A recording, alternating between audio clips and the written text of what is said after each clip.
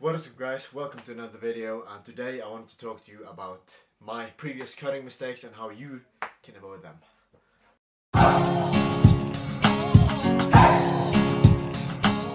Alright guys, welcome to the video. If you want to lose fat, get ready for summer, or lose that bit of extra body fat on your body, avoid these dieting mistakes that I did, and your diet will become much more easier and enjoyable. These tips are here to hopefully help you not do the mistakes that I did. As I said before, these are some of the mistakes that I messed up with, and hopefully you won't do it. And it will take you one step closer to your dream physique. So, jumping into it. So, coming on to the first one, and the first mistake is to not have properly calculated cheat days or refeed days.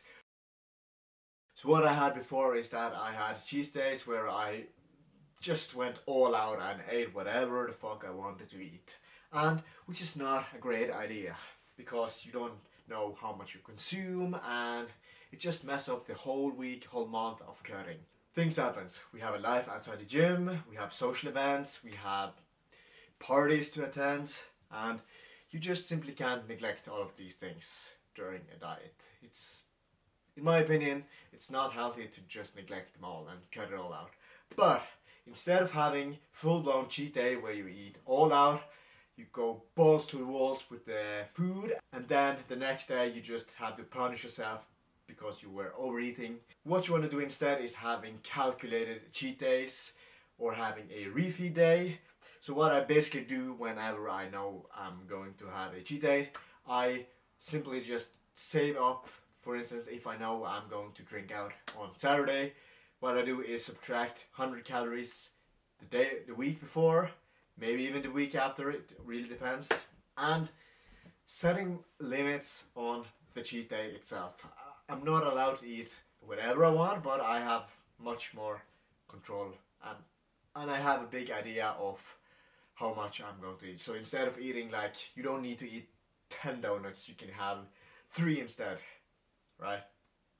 Still get donuts, right?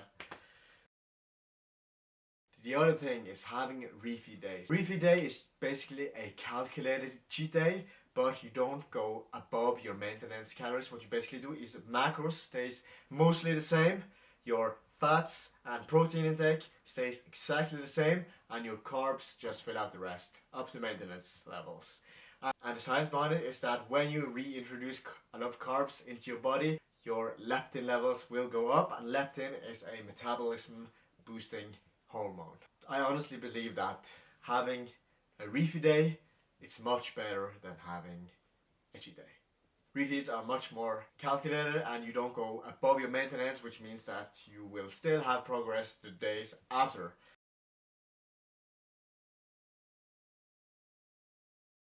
And when you're having a refeed day, you still are allowed to eat much more, and it still refreshes your mind. That is the way to go. So you don't have to neglect anything, you don't have to miss out on social events, and it overall just makes the diet much better. Just being careful while eating and enjoying the good foods that are out there.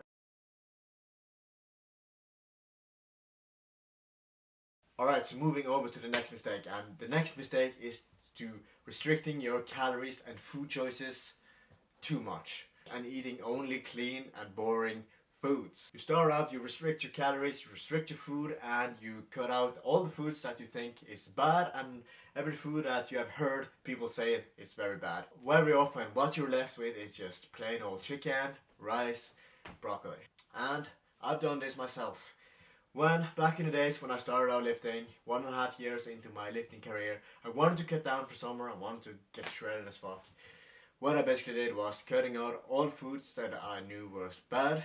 I remember when I was going to prep for a whole week, I prepped chicken, rice, broccoli, and not only was the food boring, but when I sat there with my dry as fuck food, boring food, throughout my week, I just wanted every other food so badly. I was literally just looking at my mate's bread with ham and cheese, and I was like, man, I wish I could have a bite. And what this basically did was it just added an extra challenge to an already challenging diet, because at the time I didn't know what shit I was doing. And dieting is hard. Dieting, being in a caloric deficit, is challenging. And adding foods that you don't like, that is not recommended. So now the foods that I eat during a diet is much more enjoyable. I eat it every day and I look forward to eating because I like the food. And don't get me wrong, I still advocate eating mostly whole foods, 70 to 80% whole foods. This is the foods that give you the most fulfillment and you get the most nutrients and you just overall feel much better on these. But that doesn't mean that you can add some good sauce or good spice or just enjoy the cooking overall. If you don't enjoy the foods that you're eating, how the hell are you going to stick by it? And when you're just limiting to only clean foods, only that, without tracking, how the hell are you going to know if you're eating in a caloric surplus or a caloric deficit? You can actually gain fat while eating only clean foods, which comes over to the next point. This is actually 2 in 1, and the first one is not tracking your intake. And what I mean by that is not tracking your macros specifically. When I got better with this dieting thing, I stopped eating just clean food and I started implementing more and more foods that I really liked. I found my caloric target, which is good. This way, if you do this, you're on a good path. But limiting to only calories, it's not that great, because when you're tracking your macros instead, gives you much better performance in your everyday life, much better performance in the gym, and it's overall better for your health. You need proteins for your muscles, you need fats for your transportation of micronutrients, and you need carbohydrates for overall performance and energy. Don't get me wrong, in the grand scheme, it's all about calories in versus calories out. But we don't want that, we want more. We want great results. We track our macros and we do it properly. And if you don't want to track your food, by no means you don't have to do it the common way these days, which is tracking with MyFitnessPal, which I do. But if you don't want to track whatsoever, you should at least have some sort of idea of how much you're putting into your body. The reason is that you can make progressively implementations along the way, and you can adjust when you're plateauing in order to secure further progress. And when you're tracking, you don't have to be spot on. In fact, the leaner you are, the more shred you are, that's when it's most important to be precisely. So if you're just starting out, you don't have to be that accurate. You can pretty much estimate your food intake, but you should have some idea of what you're putting into it, so that when you're plateauing, you can eat a little bit less and you know exactly where to cut out the food. But in my experience, it's so much easier to just track my food because it gives me a lot more freedom and flexibility. I can eat pretty much whatever I want into the diet.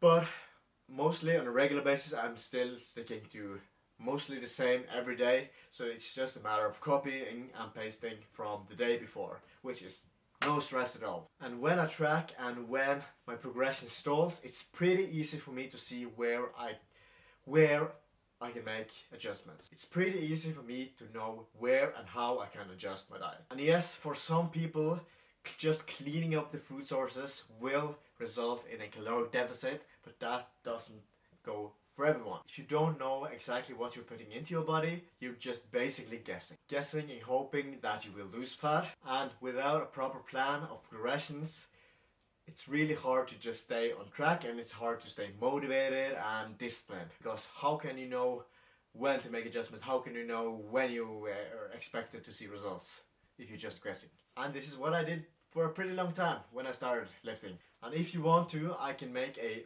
whole video for how to track your macros in the future. So moving over to the next mistake is not implementing cardio. And you don't have to implement cardio if you don't want to, but for me this was a huge mistake not to do. And in the year round, to be honest, I don't really run that much, and cardio is really good for your health. And every time summer shredding is approaching, my form and overall cardiovascular health is pretty much shit. The good thing about cardio is that it allows me to eat a lot more, so I don't have to cut that low on the food. For me, it's much more painful to eat less food than to just add in some cardio. It's much more easier. And obviously, if you hate cardio so much, so badly, that you just can't force yourself to do it, then by no means don't do it. Don't do it. Just add an extra struggle to your already challenging diet. However, cardio doesn't have to be running. It can be as simple as going for a walk. Go for a walk with a friend, or what I do is I walk on the treadmill in an incline and I watch some YouTube videos effortlessly. I don't even think of it as cardio because I just get so zoned in with the video that I watch. A good tip is to just distract yourself while doing cardio. Cardio is good for your body and your health. Alright, moving on to the next one. This is a huge one, and this is maybe the sole reason for why most people doesn't get really shredded. And it isn't that they're doing things wrong necessarily, it's just that they're too impatient. And big mistake here is that you're not allowing enough time. So you can only lose certain amount of fat in certain amount of time, right? And what I've found in my experience is that very often I have a much higher body fat percentage than I think I have, so it just means that I have to take a little bit more time than I thought I would have to. And that goes for most of you as well. Most of you are a higher body fat percentage than you think you are. So please allow yourself more time to cut down. Obviously, dependent on how much body fat you have, you should at least expect 12 to 15 weeks at least to get somewhat lean. So these are my cutting journeys, and these are the time frames I did it in. And could I have done it faster? Maybe. Could I have done it slower? Probably. But this is somewhat what you should expect in terms of time. Some of you may lose body fat faster genetically. Some of you may have more muscles underneath. Some of you have less. Some of you have more fat to start with. The big point here is that it will take some time anyway. And allow yourself enough time and be patient with dieting. This is why adherence and your own preferences and just overall well-being on a diet is much more important, since we are going to cut for a little bit longer. So instead of being patient, what I did previously is that instead of just allowing myself more time to cut, what I basically did was I tried to just cut even lower on my calories, which just led to a tiny bit of a faster fat loss rate. But what it also did result in is that it resulted in me losing a lot more muscle mass than was necessary. And when you cut your calories way too much, in order to further progress, you have to cut them even lower. So it doesn't lead to anything good. A good lose rate which I follow is that for the first few weeks you should aim to lose about 1 to 1.5 kilograms a week. For the second part of the diet you should aim to lose about 0.75% to 0.5%. And for the last remainder of the diet, which is when you're starting to get really lean, you should aim to lose about 0.25 kilograms per week. And again, it's not a quick fix, so you might as well just enjoy it in the process. So the next mistake I did was cutting itself, and this might sound very strange because it's all about cutting. We want to cut down, but hear me out first. Before we jump into this, I just want to say that if you want to cut, and if you feel better by cutting down, if you feel better if you were a little bit leaner, if you want to cut down, why not? By no means. Please cut down. Do it. In my case, when I started cutting for the first time, I didn't have the bulked up foundation underneath. I didn't have enough muscle mass. What I basically should have done instead is just take my time and just build up my muscle mass instead. If you're a newbie or an intermediate lifter, you should instead focus your time on putting a little bit of muscle mass on before you even think of cutting down. Think of it as a big investment in yourself. So skip this summer, don't get lean for the summer, and just build up your foundation. Build your muscle mass for the next summer. And we are in quarantine this summer, so it's a good opportunity to, since we're not hitting the beach anyways, so it's a good opportunity to build up your muscle mass instead. So the next mistake comes back to the adherence thing again, which is that I did not implement any so-called dirty foods into my diet. And yes, I follow If It Fits Your Macros, which allows me to eat mostly whatever I want, but it's so easy to just get into the pattern that you just want to eat the foods that are clean or good, or foods that will give you the best results, and it feels good to do that. Restricting yourself too much will only make it harder. So what I used to do is, when I started to crave something, like I would start to crave chips, instead of implementing the potato chips, I would just not have them. And that defeats the whole purpose of efficient macros in the first place. But if you were to do this, you really have to listen to your own preference, because some of you, if you just get a tiny bit of taste of that potato chips, you would just eat the whole bag. I can control myself, so if it's better for me to just get a little bit of taste of it, then I won't think of it ever again.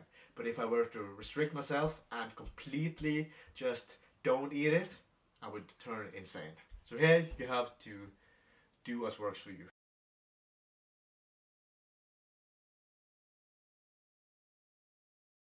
So going over to the next mistake. I know we have talked a lot about food, because food is the most important thing about the dieting. But a big mistake I did previously is that I did not lift for strength on my big compound lifts, on bench, pull-ups, deadlifts, squats.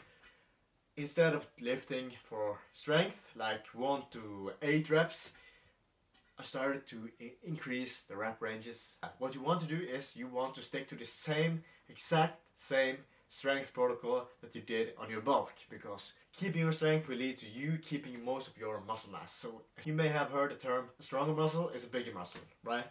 That's kind of true.